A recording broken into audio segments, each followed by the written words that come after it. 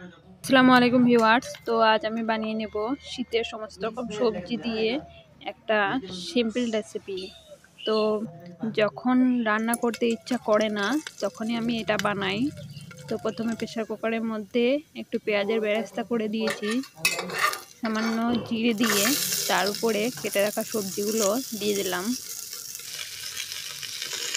তারপর দিয়ে দেবো পরিমাণ মতো লবণ এবং সামান্য পরিমাণ হলুদ, এবং এটাকে অল্প নেড়ে চেড়ে প্রেসার কুকারের ঢাকনাটা ঢেকে দেবো, এবং সঙ্গে দিয়ে দিয়েছি সামান্য লঙ্কার গুঁড়ো।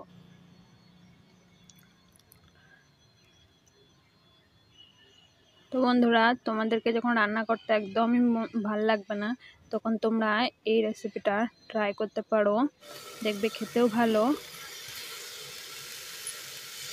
তো ঢাকনাটা খুলে দেওয়ার পর আমি দিয়ে দেবো কুচি করে রাখা টমেটো, এবং আমার আবারও একটু নেড়ে চেড়ে দিয়ে আবারও ঢাকনাটা ঢেকে দেবো।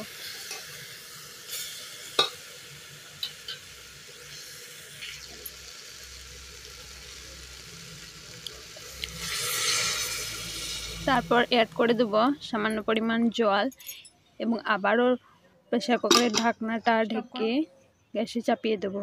তো আমার প্রেসার কুকারে কয়েকটা সিটি দেওয়ার পর আমি নামিয়ে নিয়েছি। দেখতে পাচ্ছ সেদ্ধ হয়ে গেছে সবজিগুলো সব। তো তারপর থেকে দিয়ে দিলাম ধনেপাতা। এবার আমি একটা ডাল ঘুটনি নিয়ে সবজিগুলোকে অল্প অল্প করে গলিয়ে দেব। এটা করলে সবজির টেস্টটা কিন্তু আরও বেড়ে যাবে।